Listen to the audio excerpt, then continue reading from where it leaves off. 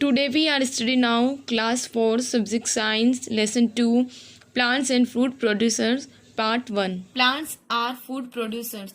पौधे खाद्य उत्पादक है. You have learned in standard 3rd that each part of plant has a special job or function. Can you remember the function of roots, stem and leaves?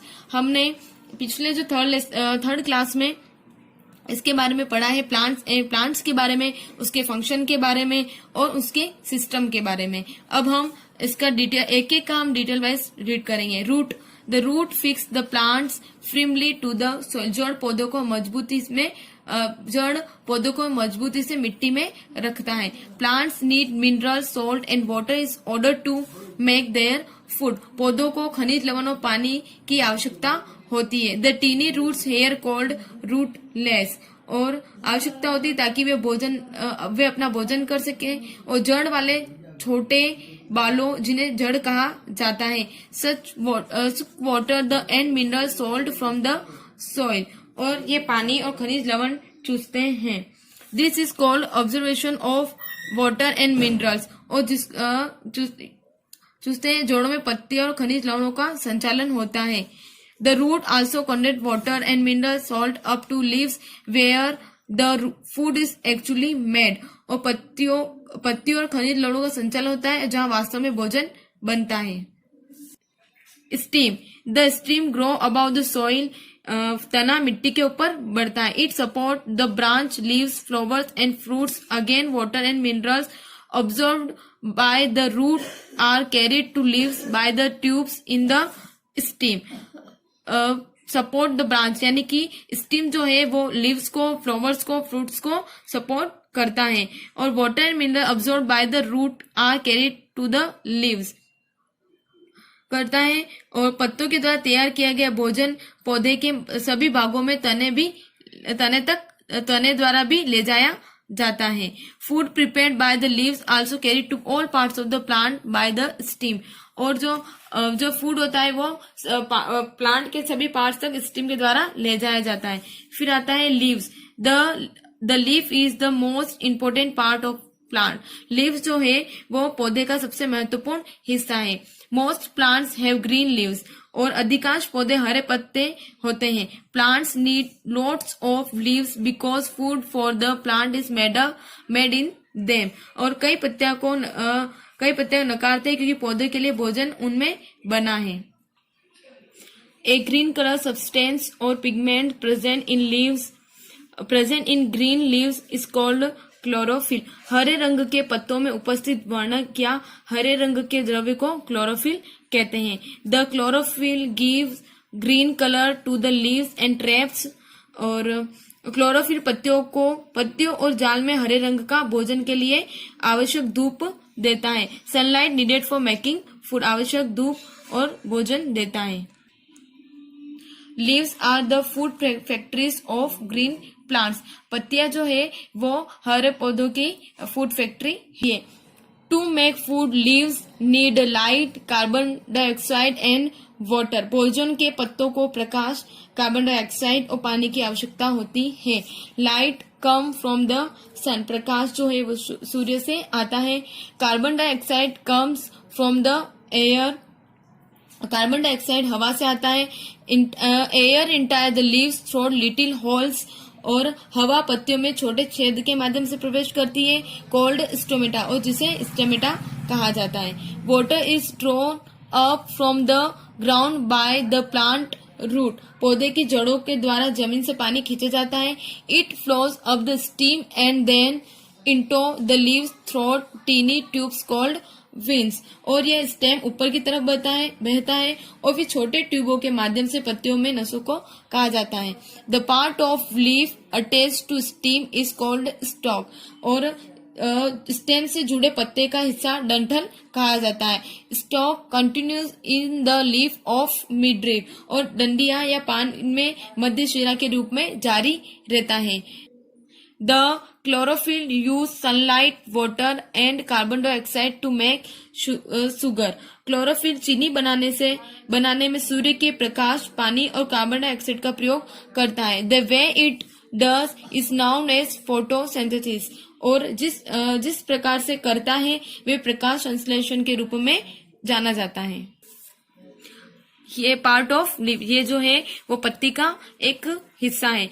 ये wins यानी कि जो ये आपको लाइन दिख रही है इसको विंस बोलते हैं।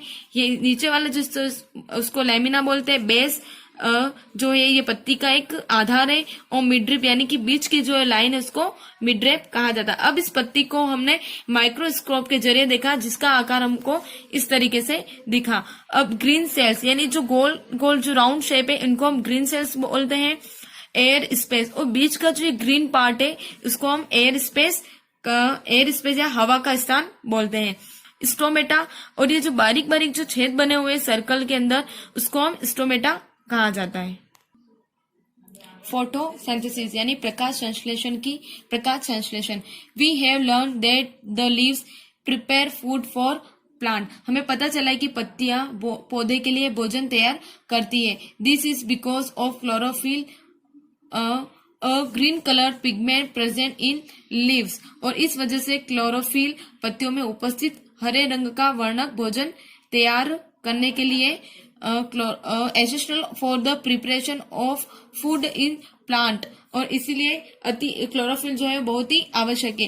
Chlorophyll observe energy from the sunlight. Chlorophyll जो होते हैं वह सनलाइट से जो एनर्जी ऑब्जर्व करते हैं। Air entire the leaf through the stomata. और हवा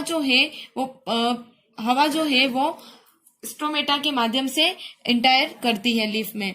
या फिर पौधे ऊर्जा अवशोषित करता है, पत्तियों के माध्यम से प्रवेश करती है। हवा पत्तियों के माध्यम से प्रवेश करती है। Only carbon dioxide from the air is used by the leaf prepare food. भोजन तैयार करने के लिए केवल कार्बन डाइऑक्साइड का ही प्रयोग किया जाता है। Water and minerals enter the leaf through the midvein. पानी और खनिज के माध्यम नस के माध्यम से पत्ती में प्रवेश करते हैं या मिडवेन के माध्यम से पत्ती में प्रवेश करते हैं। In the presence of sunlight and sunlight और क्लोरोफिल की उपस्थिति में लीफ में जो है वो या मिडवेन के द्वारा वाटर और मिनरल्स जो है वो उसमें प्रवेश करते हैं। Leaf uses carbon dioxide water and minerals to prepare food. पत्ती कार्बन डाइऑक्साइड पानी और खनिजों के द्वारा भोजन तैयार करती है। The prepare food is in the form of simple sugar which provide energy from the growth of plant. और तैयार भोजन सरल शर्करा की मात्रा में होता है जो पौधों की वृद्धि के लिए ऊर्जा प्रदान करता है। Carbon dioxide plus water, sunlight, फिर कार्बोहाइड्रेट प्लस ऑक्सीजन और sugar. The process by which green leaves prepare food using air, water and minerals in the presence of sunlight and chlorophyll. Surya Prakash और पर्णहरित की उपस्थिति में वायु, जल और खनिजों के उपयोग से हरित पत्तियां बनने की प्रक्रिया को इस कॉल्ड फोटोसिंथेसिस। इस प्रक्रिया को प्रकाश संश्लेषण कहा जाता है। Photo means light and synthesis means combining of things to prepare something new. Photo का अर्थ प्रकाश, चीटी संश्लेषण या चीजों को नई चीज तैयार करने के लिए समन्वित करना। During photosynthesis leaves give out excess oxygen and water through the stomata. प्रकाश संश्लेषण के दौरान पत्तियों में रंध्र के माध्यम से अतिरिक्त ऑक्सीजन तथा जल निकलता है। Food prepared by the leaf is in the form of sugar. पत्तियों के द्वारा तैयार किया गया भोजन चीनी के रूप में होता है। Excess sugar is converted into starch and stored in different part of the plant. और स्टार में परिवर्तित कर पौधे के विभिन्न भागों में भंडारित किया जाता है। अब हम प्रकाश संश्लेषण की जो क्रिया उसको हम इस डायग्राम के माध्यम से समझेंगे। फर्स्ट है the plant give out oxygen as a during photosynthesis. ये पादप प्रकाश संश्लेषण के दौरान ऑक्सीजन गैस को बाहर निकालते हैं। फिर है plants take in carbon dioxide from the air. Plants जो है वो कार्बन डाइऑक्साइड गैस को हवा के माध्यम से अपने अंदर ग्रहण कर लेते हैं। Some amount of water which was not used during photosynthesis is also given out of to the atmosphere. कुछ मात्रा में पानी जो है प्रकाश संश्लेषण के द्वारा या प्रकाश संश्लेषण के दौरान उपयोग नहीं किया जाता है, वातावरण के लिए भी दिया जाता है। Green leaves trap the energy from the sun. पौधे अपने जड़ों के माध्यम हरे पत्ते सूरज से ऊर्जा जाल करते हैं। फिर है plants take in water from the soil through their roots. पौधे अपने जड़ों के माध्यम से मिट्टी से पानी लेते हैं। Function of the leaves. Leaves take in carbon dioxide and give out oxygen, thus helping the plants in preparing its own food by photosynthesis. पत्तियां कार्बन डाइऑक्साइड ग्रहण करते हैं और ऑक्सीजन देते हैं। इस प्रकार पौधे को प्रकाश संश्लेषण के द्वारा अपने स्वयं के भोजन को तैयार करने में मदद मिलती है। Take in oxygen needed for the reproduction in plant. पत्तियां पौधों में श्वसन के लिए आवश्यक ऑक्सीजन लेती है। During transpiration, plants lose water through the stomata in leaves. Transpiration के दौरान पौधे पत्तियों में रंध्र के माध्यम से पानी खो देते हैं। अब हम इस चीज को एक्सपेरिमेंट के द्वारा या फिर डायग्राम के द्वारा इसको पूरा समझेंगे। फर्स्ट स्टेप होता है bleach the leaf by first boiling in water and then in alcohol, then wash it in cold water. सबसे पहले हम लीफ लेंगे और उस लीफ को हम पानी में उसको बॉईल करेंगे।